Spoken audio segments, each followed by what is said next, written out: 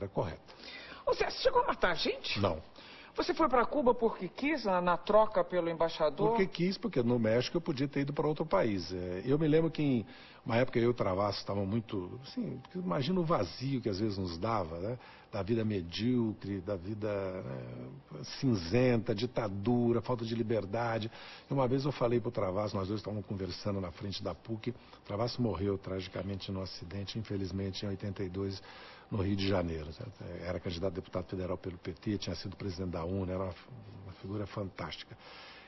E ele me falou, vamos para Cuba, vamos de carona, vamos começar a andar pela América Latina. Então, aquela coisa de conhecer Cuba, de ir a Cuba, era muito forte. E também porque Cuba era uma retaguarda, era um apoio à luta contra as ditaduras, né, que estavam sendo implantadas em toda a América Latina. E eu tomei a decisão, eu nunca tive dúvida. Quando eu fui comunicado que eu estava na lista do sequestro, eu disse ao Travassos, que estava na cela comigo em Quitabuna... Quero ir para Cuba.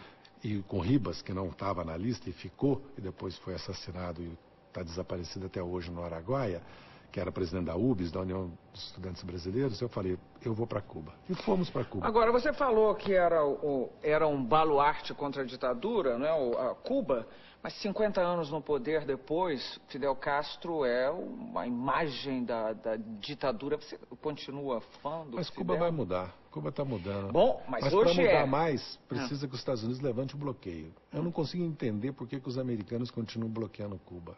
É a política mais burra que eu já vi, porque Cuba, para mudar, ajudaria muito o fim do bloqueio. E Cuba quer o fim do bloqueio, quer mudar. Mas é uma ditadura.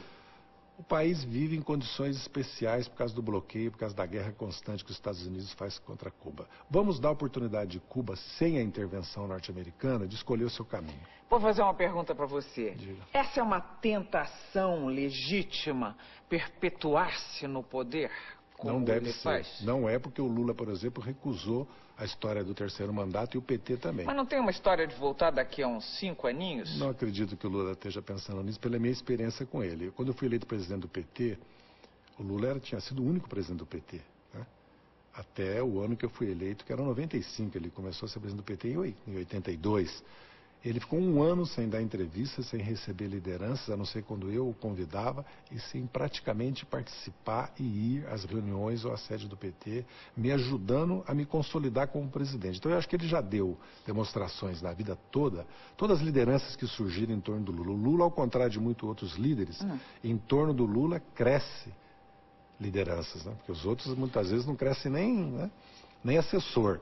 O Lula, se nós olharmos o próprio sindicato de São Bernardo, e a CUT, quantas lideranças produziu? Jair Meneghelli, Vicentinho, Marinho, agora tem o Arthur, novas lideranças. Eu quero falar de Lula, de PT, no próximo bloco. Mas agora, eu já estourei o tempo, mas eu tenho que fazer uma pergunta. Eu acho uma... Zé, a tua história, pra mim, é fascinante. Pelo amor de Deus, não? Você tem noção do que é essa história? Você volta, né, pra falar em disfarce, não é nem disfarce, plástica, você mesmo citou. Você fez plásticas, o que você operou mesmo? Operei, pus uma prótese no nariz, mudei a conformação dos olhos, mudei a conformação daqui. Quer dizer, hoje, você continua uma beleza, a mulherada vai toda ficar respirando com dificuldade quando você passa, ainda hoje, sempre foi assim. Você hoje estaria diferente, você estaria, vamos dizer, ganhando idade de uma forma diferente.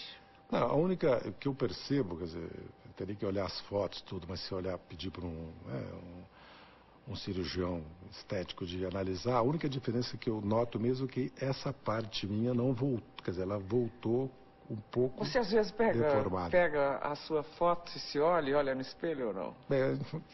Às vezes. Olhar as fotos de 30, 40 anos atrás, faz bem e faz mal. Você entendeu o que eu quis dizer. Faz bem e faz mal. Não, eu me sinto bem. Você sabe o que me fascina?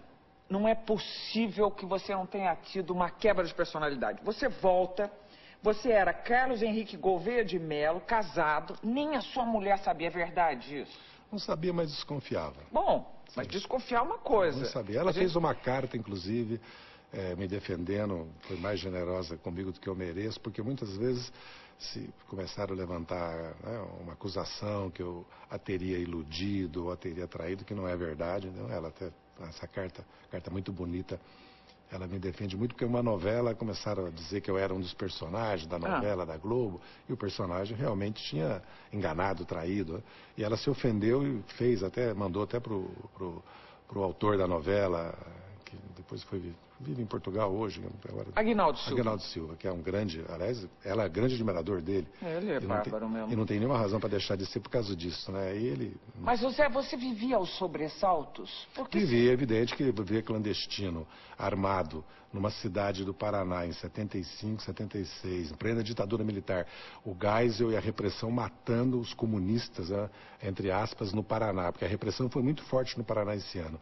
Eu vivia sobressaltado. Agora, eu estava preparado para aquilo, eu me preparei para viver. Mas como? Eu quis viver como clandestino. Como é que se prepara? Como um ator num teatro? Exatamente. Eu fiz um longo treinamento para assumir a personalidade de Carlos Henrique Gouveia de Mello, de aprender a andar diferente, aprender a falar diferente.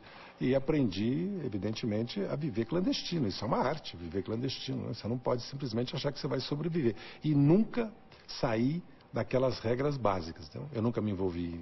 Muitas vezes o clandestino vai proteger alguém que está sendo agredido por um policial e daí comete...